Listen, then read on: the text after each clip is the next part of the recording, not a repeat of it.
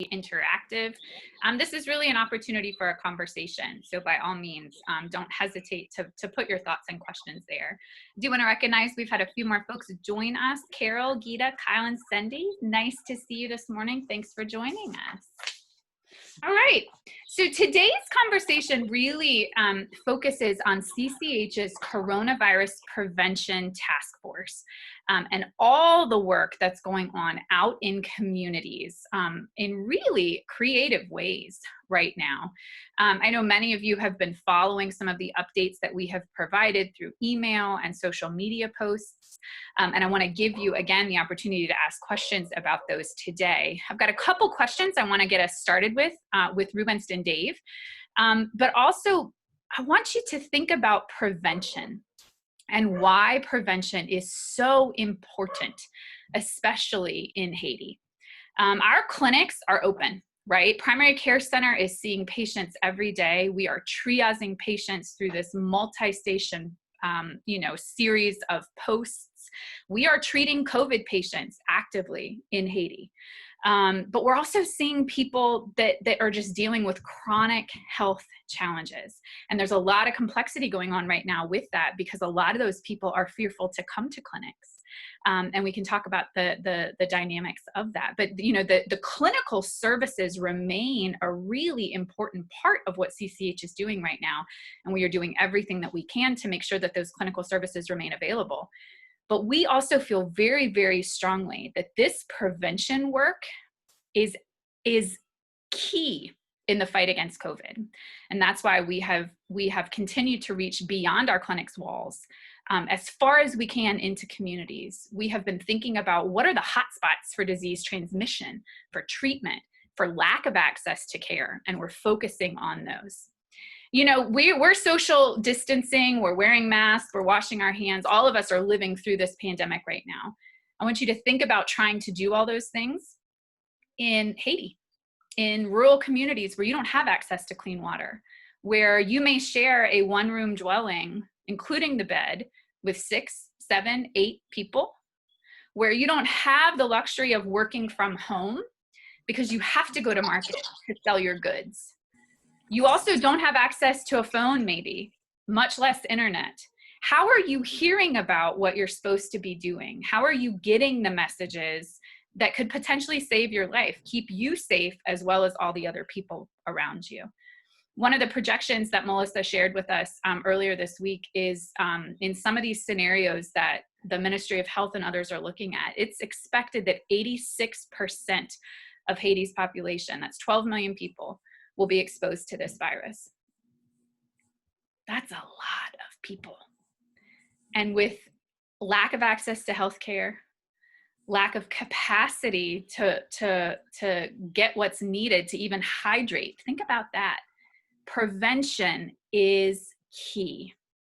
So let's talk about that today. And I want you to continue to think about what I mean by that and what questions it spurs in you.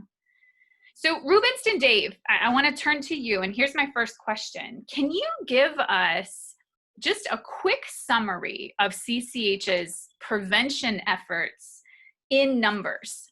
For instance, how many communities are we reaching right now? We talk about teachers that are helping us, moto drivers that are helping us. What's the number of people we're talking about right now in terms of who's helping and how many folks we're reaching? Thank you. Thank you, Clark. And I want to say thank you again for everyone who are participating in this call with us this morning. And as you know, March 19, and when Haiti has the first coronavirus case in Haiti, and 3 days, I met with my CCH staff, like Dave, Junior, and Nazar, to say what we're going to do. And luckily, we had 2 speakers, and because I saw in Dick Higgin brought 2 speakers long time ago for us, and God bless Dick Higgin. he cannot imagine how many lives those speakers save with her prevention. Are you talking about sound speakers, Rubens? Like big black sound speakers? Yeah. And we met and we decided to say this is a good opportunity for CCH staff because you know what, for the past year, we had problem with and our staff and we could not pay them. I said, hey, I think this is an opportunity for us now to do something. We have speakers, we have generators, so it's time for us, to go out and to start a prevention mobilization and to help prevent that coronavirus. And and everyone was happy with that, and we start in April 1st. I can tell you when we start April 1st until now, we reach out about 56 communities and probably 200 motor drivers. And if you take the numbers, how we make calculation, I would say we reach about 140,920 people from April 1st until now. This is I know when Dave has his own numbers because, the way we did that, we have in motorcycles, we work with communities, we work with school partners, and I want Dave to add more on the numbers. I think the numbers are very important for us. Okay, we have a program, we call it door-to-door campaign. Our partner school, they go to the communities, the school communities, to talk to people about the COVID-19. We have 55 teachers going out. They reach 72 communities. They go to 1,841 houses. And when they go to the house, they don't ask questions for how many people stay here, but they just look at to see, because if you ask them questions, they will think something else.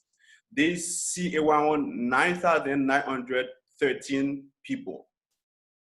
This is what all our partners are doing right now. And today, they are going outside to keep on the same thing. That this is something they are doing right now. And every day, we have more and more and more people know about the COVID-19 and know how they can prevent themselves, and because they receive a mask from the teachers. They know when they are going out to the market, they know what to do. Even if in the blue chalk tool, like Ruben said, we give them masks, we talk to them, we have a song talking about coronavirus, and we had Nazer Junior and I, sometimes we talk to them, explain them exactly everything, how they can prevent themselves, because you will know more about the right reason we are doing all that work. And if you combine those two numbers, that can give you an idea and how I impact on these communities regarding in prevention COVID-19. And as you know, we are a verbal society where people, even though they are listening or watching us talking about COVID-19, but we still try to stop sometimes, talk to them, to tell them the virus is real, and because sometimes people don't even stress, and we have coronavirus in Haiti. And I always talk with CCH staff to explain them, especially in US, they will change behavior when people start to die. And unfortunately, but this is the reality, and this is what is happening right now. And I can tell you, I can share that with you. If you are in Jacmel right now, working in Jacmel, you will see 80 to 85% people, they wear masks. And that can give you, again, another idea regarding how prevention make impact. But we are not this only NGO who is doing that job, but we was the first who start prevention and in the street in Jacmel. Rubinste, I want to talk a little bit more about what you've just kind of led us to, and that's how all of this prevention information is being used in communities, in society, right? I remember Rubinste telling us weeks ago, he said, Clark, we just have to be consistent. And I know the leadership team, Dave, Rubinste, Melissa, and others have just said, we're going to stick to the facts. We're going to keep repeating to people, you know, wash your hands, wear your mask. The virus is real. Keep your distance. In Haiti, they're telling people to stay a broom's length apart because 6 feet, you know, I'm terrible at spatial measurement, right? What does that mean? Give me a visual, stay a broom's length apart. And so we just keep repeating and repeating and repeating. And that consistency has been so important. What Dave was talking about, I mean, all those communities combined, that's 128 communities plus, because the work is still going, that we continue to go back to. It's not a once and done message. We don't just drive, you know, the big blue truck. It's now the Corona truck. We don't just drive the Corona truck through the neighborhood once, playing our little song and wearing our masks and saying, protect yourself. We keep going back and back because that consistency is so important. This is what we're also learning. People understand relatively well now, okay, wear your mask, wash your hands, keep the broom's distance apart. But like Rubinste said, there is still a large part of the population that may know that information intellectually, but still doubts a lot whether the virus is actually real or whether taking those steps is actually going to help them. They know the information, they can recite it to you, but they're not applying it. And that has been one of our greatest challenges, is combating some of those rumors and myths. The virus is created by the government. Don't believe it. You don't have to worry about it. It's just something that's created. Don't worry about it. Dave and Rubinste, what are some of the other things like that you're hearing that have really challenged us to think about how do we get through to people to help them understand that this is serious and there are things that you as a person can do to protect yourself and the people around you? You want to go ahead? You want to go, Dave? You want me to go first? What are some of those myths and rumors that you're hearing? What has surprised you? Is there anything totally crazy, or what is it that you keep hearing over and over and over again? Looks like we lost Dave for a minute, Rubinste, so I'm sure he'll hop back on if you could keep us going on that. Yes, we, and unfortunately, and you know, Haitian people, they like rumors. You know, this is the way, you know, and don't be surprised to say, oh, and Trump is in Port-au-Prince right now. You know, they can make a rumor like that. Just people are really, you know. And it's the same for the coronavirus. And when the coronavirus hit Haiti, people don't trust that. Even me, as Rubinste, I don't want to say I didn't trust and we have the coronavirus, but that can give you an idea how Haitian people can react, how they like rumors, and because they say this is something created by an US government, by Chinese government. They even accuse the current president in Haiti to say he took money from China to kill Haitian people with that, and this is not real, this is not true. and we're not going to, we're supposed to be okay, and that will be the end of the earth, and God is coming, because they said a lot of regarding in that virus, and for that reason, it's so important for CCH to continue to do what we are doing over again, because we have to be very, very consistent on what we are doing, and this is the only way we can prevent the corona, where we can save lives. Once again, until now, I met people who don't trust in the coronavirus is real in Haiti. But what I observe who change behavior, especially in Jacmel, because we had several cases from very wealthy people in Jacmel, that's completely changed people behavior, because we have a wealthy man in Jacmel, and the name is Zane something, who got that virus. People knew, they automatically change their behavior, which is good. But I know that, and we had in several cases, and people die with coronaviruses. And for that reason, people say, oh, this is real. Because once again, the way Haitian, the way how a brain is working, we want to see before to trust. Right. Well, and it makes it real, right? When you know someone, exactly. or you hear someone. I know several of us on the call know people that have been sick. I mean, we were hearing crazy stuff. And Dave, I know you've heard more out in the communities too.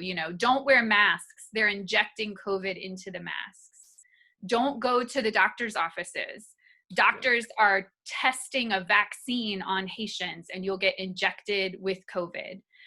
Melissa hopped on a moto the other day, and the guy had a mask around his neck, and she asked him to put it on his face. And he goes, this isn't real. And she had this really interesting, she was sharing with us conversation with him. He said, oh no, you just want people to be scared of corona because you work at a clinic and you want to make money. There's all sorts of messages like that we're combating. The religious one is a big one. And being a faith-based organization, we've had to have very real conversations about that, there's a lot going on. This is the end of the world. You don't have to do anything, because if this is it, then Jesus will protect you if you're a believer.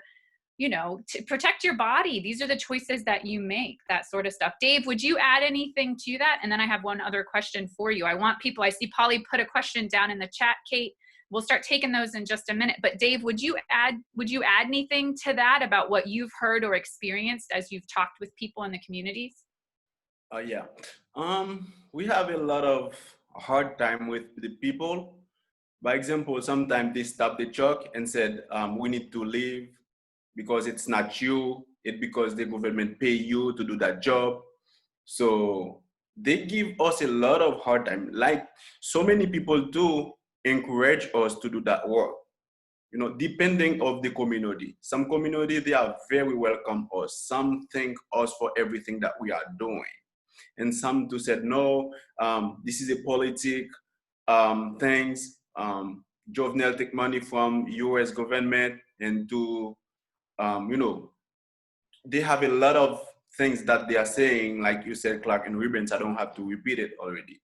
It's a very big challenge for us, because in some communities, they don't really understand or trust the coronavirus in Haiti. Right. And we have been very thankful for CCH's very neutral and trusted position in Southeast especially. That has been very helpful to us in putting out these prevention messages. Because as Dave said, one of the very first questions we get is, are you working with the government? Are you being paid by the government to do this? And so when we're working with teachers, for instance, in our partner schools, they're going out into communities. They have t-shirts that say the name CCH and the name of their school. And families are more receptive to talking with them about this, knowing that this is the school and CCH partnering together to get these messages out. We're seeing that over and over again. But you also know, because many of you know CCH so well, that we also don't work in isolation. And so by way of those interactions, we are able to remind people that the Ministry of Health has an important role in this. It is not a fabricated lie. There are services available. We need to pay attention to what Ministry of Health is saying, because this is very real, valid, scientific advice. That has been a really important part of it. I have another question for Dave and Rubinste, but I want to pause. Kate, what questions do we have from the group?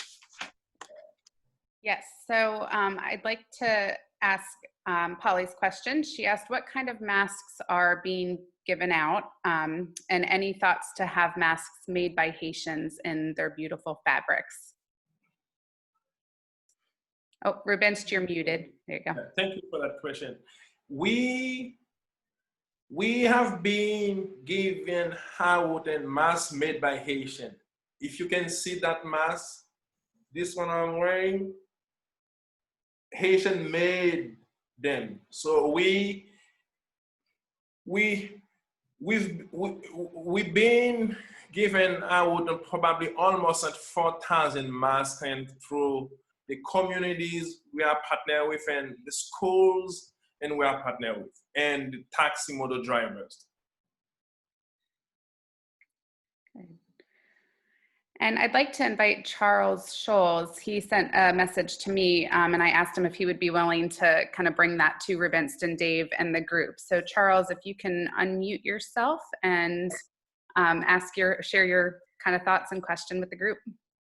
Okay, I happen to be a board president of another nonprofit. And so we've been getting some feedback, and in particular, a couple of weeks ago, it came through that the intended COVID center, which was a former UN building, was burned down. I think this was on the airport road. I'm not sure, but I think that's where it is. Is that the case? It seems like there's a real not in my backyard attitude about COVID. Rubinste, do you want to take that one? Yes, this is true, and unfortunately, and our lead physician, Dr. Francois, who is participating on what we call an citizen movement in Jacmel, try very hard to see how the MSPP and other NGO can open a center to help with COVID-19. But unfortunately, and people, they refuse that center, and until they started to burn at the entrance, and for now I can say, and they gave up, and there is no way in Jacmel, if someone got sick with that virus, we can treat. Yeah, if I can add to that a little bit, and Melissa, I know you're on the line too. Charlie, it's a great question, because treatment for patients has remained one of the greatest challenges in all of this. And it's related to all of our prevention campaign, because one of the next questions we get as we talk to people is, well, what happens if I get sick? Where do I go, right?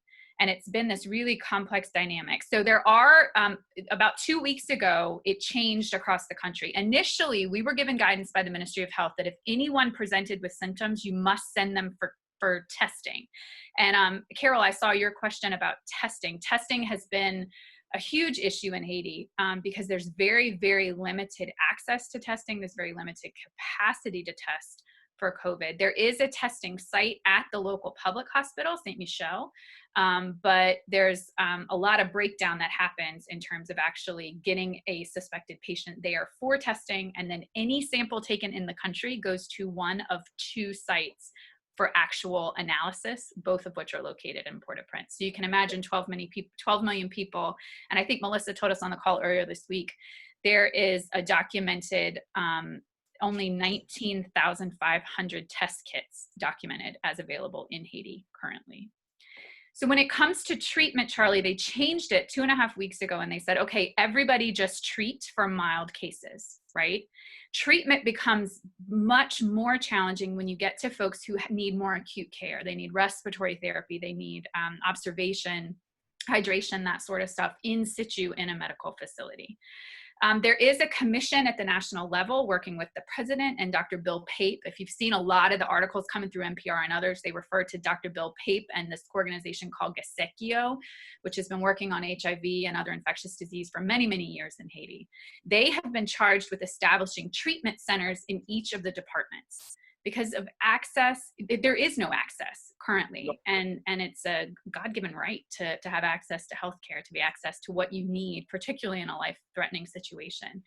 But that has yet to really happen consistently across the country, and a lot of that is because the healthcare system in Haiti is broken, right? The public system is tasked with taking on A through Z and barely have the capacity to run during a normal time. So CCH has been working really closely with St. Michel. They were originally tagged as a treatment center in Southeast, but were unable to take on that designation. And that's where this citizen group that Rubinste mentioned rallied around saying, okay, let's do it then. Let's work with MSPP. Let's work the Ministry of Health. Let's work with other nonprofits. Let's set up a treatment center that can serve these people. And that was the next place, Charlie, the one that you mentioned. And there was a fire set at its door. The facility itself did not burn down, but there was kind of that understanding that this was not in my backyard. Because fact of the matter is, there's a huge stigma around COVID in Haiti. And Rubinste and Dave, I'd love for you to speak to that a little bit more. There's a lot of fear. People don't want to be designated as a COVID patient. They think it's a death sentence. They think that they will be exiled. And there are documented cases of people trying to come into town for care from rural areas and the road actually being blocked because people say, no, we don't want COVID in our town. COVID's everywhere. Remember, it's everywhere in the US, it's everywhere in the globe. So stigma, fear, there's a stigma against healthcare workers that we're really working hard to combat. Right? These are the people that are trying to help you, to serve you, to save you. It could be you, it could be your brother, it could be your mom. Let's break down those barriers and work together to battle this virus. Treatment, we still don't have a site for treatment in Jacmel, as Rubinste said. The closest one for us is either taking patients who do need that acute care to Port-au-Prince or to St. Boniface, which is about 3 hours over the mountain. But we are actively treating mild cases in our clinic with hydration, vitamins, antibiotics as needed, and then really giving that advice about how to isolate at home. But I go back to what we said earlier. It's really hard to self-isolate when you share a house with 6 to 8 people. Good question though, Charlie, thank you. Kate, what else we got? Yes, so we've talked a little bit about the prevention and education efforts that we've done to date. Can we talk a little bit about future efforts, specifically anything that we're thinking about in terms of public marketplace and just anything else that we're talking about to take on to continue to get the message out?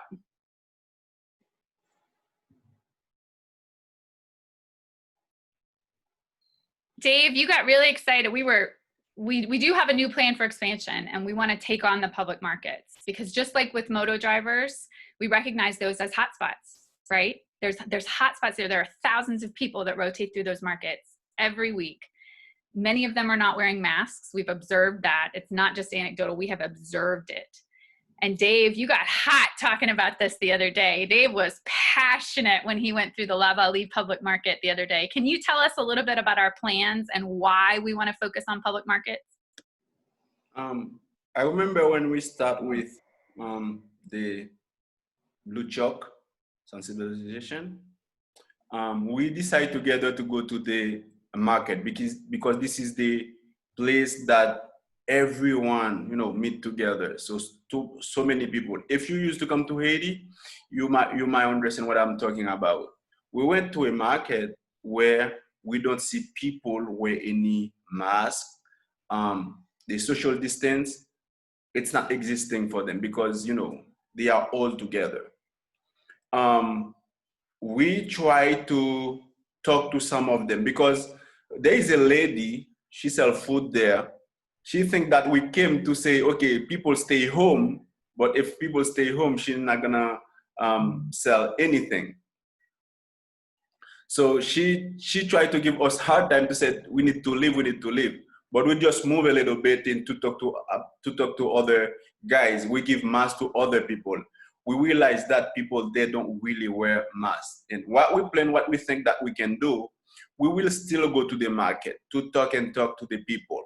And we will plan to have a station, 2 stations of each market. We can have 2 tank of water and soap. So for them, they can wash their hands, and then to see how we can work with the mayor, that we can give them the seller the mask that they can protect themselves, because all of them, a lot of risk there for them to get the virus. And the main problem, the virus is in their community. This is what MSPP said. There they have case of COVID-19, then they don't wear masks, they are all together. So this is something that we are doing, like at La Vallée and other markets in Jacmel, because our focus, we go to each market to stay. We have the music, we have a sport, we talk to them to explain them exactly what to do about the COVID-19 and how they can prevent themselves. And we also believe that if we can work closely with those sellers and then they become health educators, shift their mindset in terms of the virus, that we can continue to go to the market. It's not an option for people not to sell goods to feed their families. It's not an option for people not to come out and get food. We recognize that. We have to recognize the reality of the context in which we're working. That if we can shift mindsets in those sellers so that they become examples, they have t-shirts, they have masks, they're reminding people, wash your hands, wear your mask, and then they are equipped to share information, just basic information about coronavirus prevention.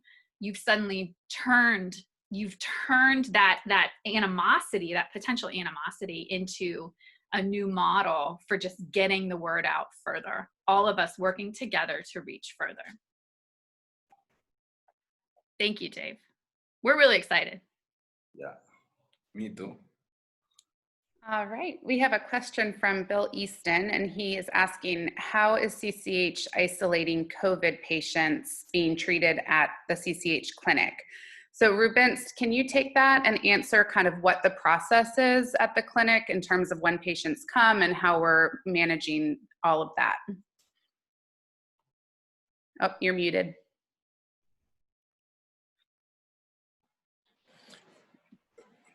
For now, we do not receive any coronavirus patient. We have our own protocol in Haiti, in our clinic, and we change completely the way we see patients, and because we want to make sure we can protect our staff and while we are protecting the patients also. So for some reason, if we have a suspect case, we refer that person to St. Michel Hospital. But unfortunately, and we had a few suspect cases when we refer them to St. Michel Hospital, and people, they prefer to go home. They do not want to go in, for testing. And once again, because and tests, we do not have enough tests even in Haiti, and it's so difficult and complicated to test someone, and for that reason we do not have capacity to receive a COVID patient right now. But the only thing we can do, and if we have a suspect case, we refer that person to St. Michel Hospital. Well, and just to clarify on that, let me jump in. We are an outpatient clinic. So to your question, Bill, we are not keeping patients at the clinic when they require more acute care. So really when you talk about treatment in Haiti, there's really kind of 3 tiers. Tier 1 and 2 they are provided a consult by a physician, given guidance and potentially meds to take home. And then the treatment, part of the core treatment there is isolation, quarantine at home. So we are not a tier 3 facility, which I think is what Rubinste is referring to, where patients are actually kept as inpatients requiring around-the-clock care. That is something that we do not yet have capacity for.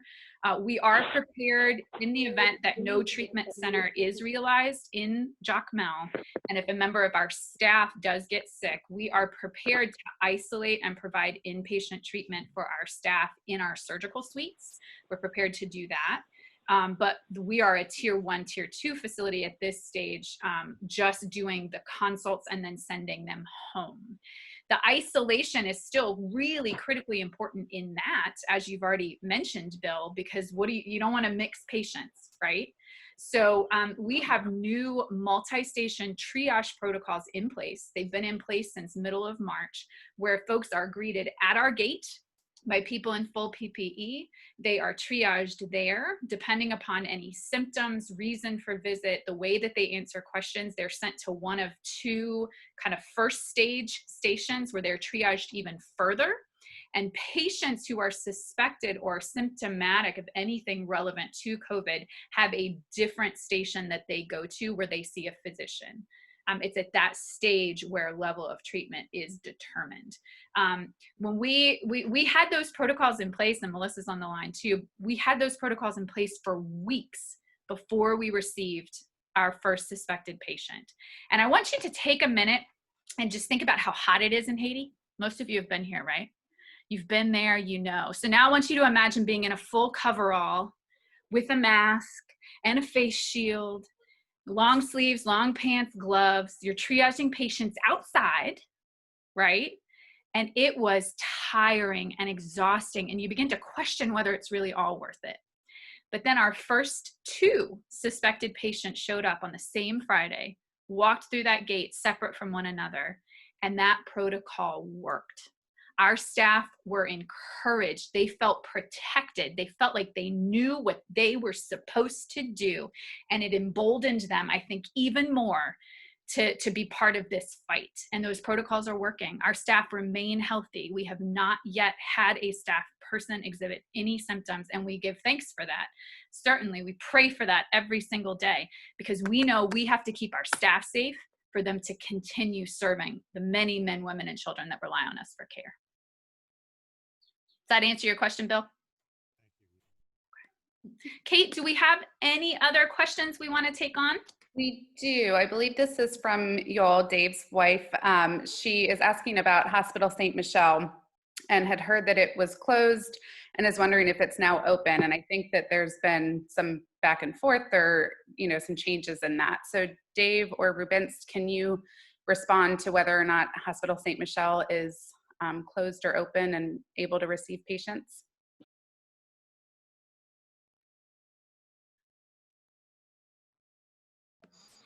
I know they were closed because some of the doctors, they didn't want to, receive case of COVID-19 there because they don't have any equipment.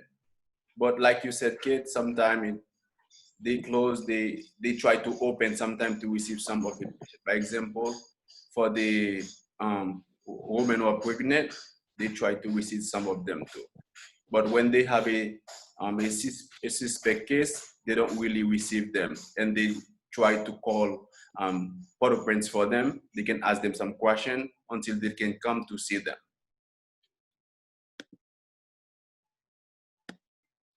Yeah, it's been very inconsistent, and they did close outright several weeks ago. I think some doctors are electing to see patients, but it's very, very sporadic. And to Dave's point, we had a sit down with the director of Hospital St. Michel, really trying to understand why services were not being provided. And he kind of said, you know what, we have no PPE. There's nothing to protect us. We have no training in how to care for patients, yet we've been designated as this acute treatment facility for the entire department. And it's just another testament, I think, to just the deep, deep systemic challenges and needs built into the system. So we continue to work really closely with Hospital St. Michel. We've been able to source a good deal of PPE that's going down on a container in 2 to 3 weeks. Many of that was donated by some of you on the line. Thank you. Many of that we were able to purchase through connections made and funds raised. And a good portion of that PPE will go to Hospital St. Michel. But it's a long-term challenge that we're really trying to understand and walk with them on. Kate, I see one more question, and then I want to be respectful of people's time, so we'll start to wrap up after this next part. Absolutely. So we've talked a lot about prevention and education and treatment regarding COVID, obviously. But one issue that we're dealing with both here in the States and in Haiti is that schools are closed. And so Marie asked a wonderful question, and I'm going to hand this over to you, Dave. Can you talk about how the schools are dealing with education and the children, and what we're able to do in terms of virtual education and that kind of stuff? I know you've been working so hard on this the last few months. So can you tell us about that? Yes. So the teachers, they go house to house, like to go to the kids' house. They teach the kids and the parents how they can present themselves. The kids are very happy when they see the teacher come to talk to them about COVID-19. Parents too, they really happy. They said, you are doing a good job. They said like, oh, I'm so proud of you for what we are doing, and try to explain us, because the teachers too, they give them some example. Okay, so people can stay home. One of you can go to the market. When you come back home, make sure you wash your hands, you change, and you go shower first before give a big hug to your kids, everything like that. They are very happy for that. And then what they are doing here too, we have a program for the kids too at the school.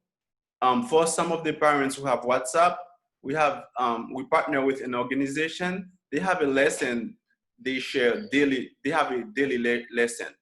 Like every day they sent me a lesson. I sent that lesson to the school, to the principal, and they share that to the teachers. And teachers, they have a WhatsApp group for each class. They distribute them, and they don't really pay attention on that. They meet together to everyone wear masks.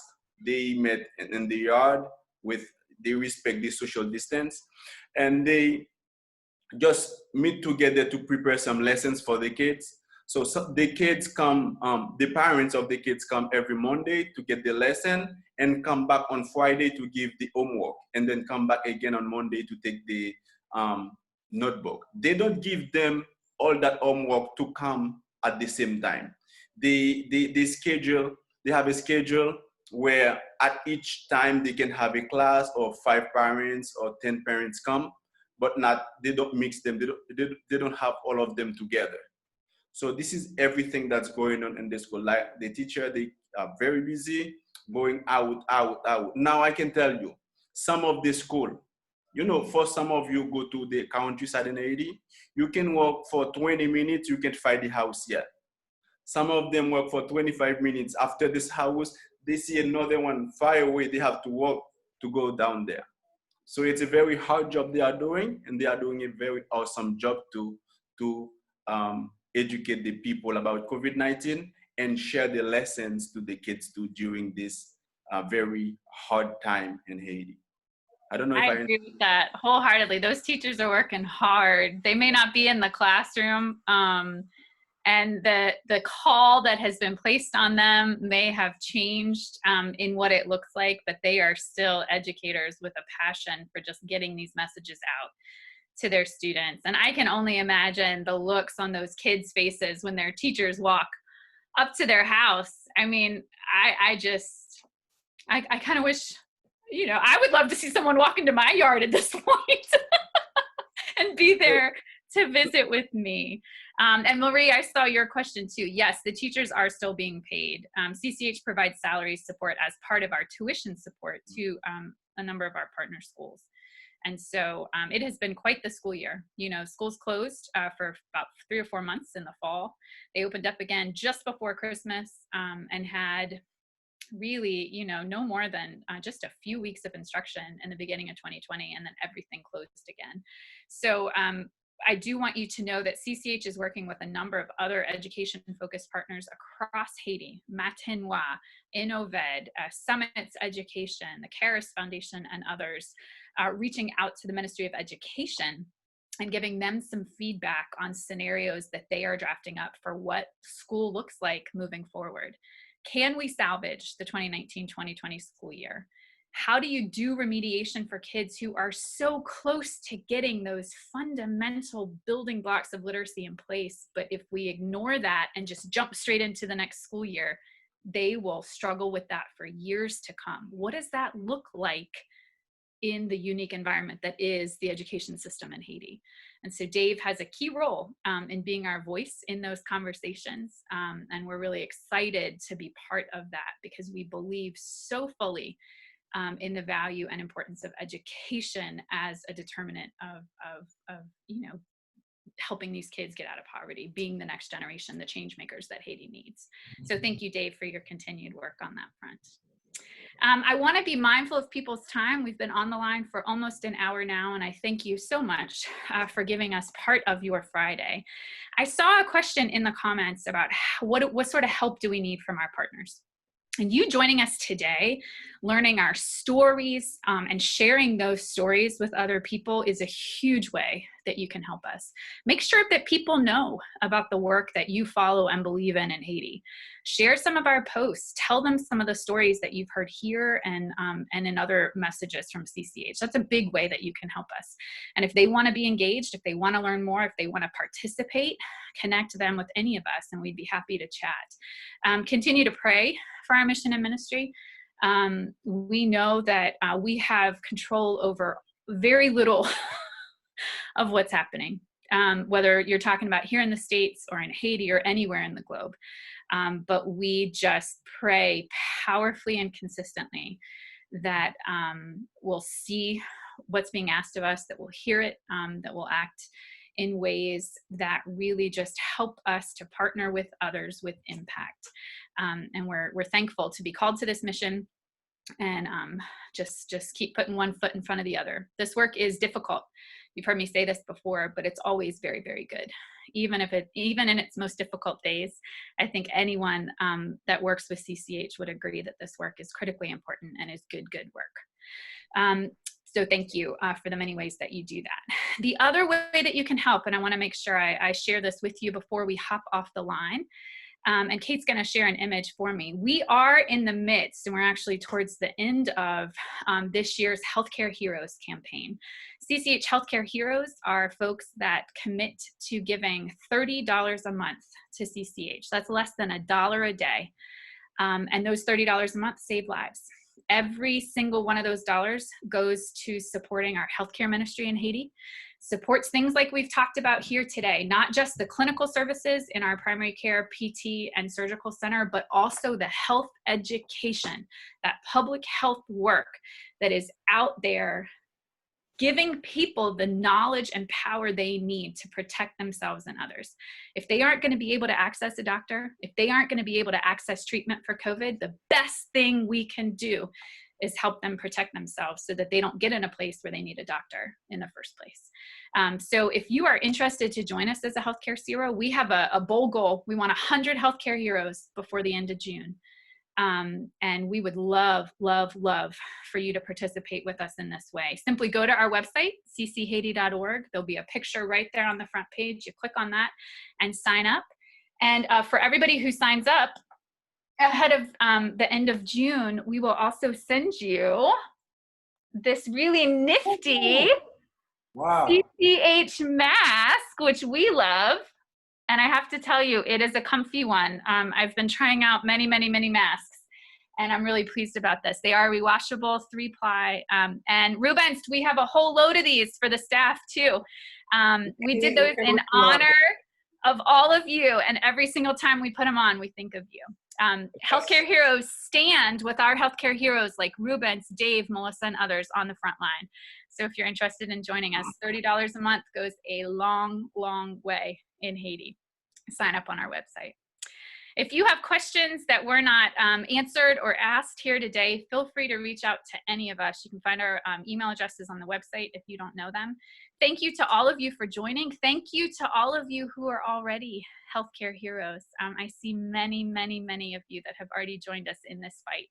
So thank you for that. And we hope you just stay safe, stay healthy, stay inspired and creative, and continue to pray for this work, because these are the guys, Melissa, Dave, Rubinste, Dr. Francois, Nazaire Jr., so many others that are leading it day in and day out. We're just privileged to be part of it. So thank you for joining us, and we hope to see you in person, not on the screen, very, very soon, okay? Have a great Friday, everybody. Thank you. Bye. Bye. Bye. It's good to see you all. Thank you to everyone.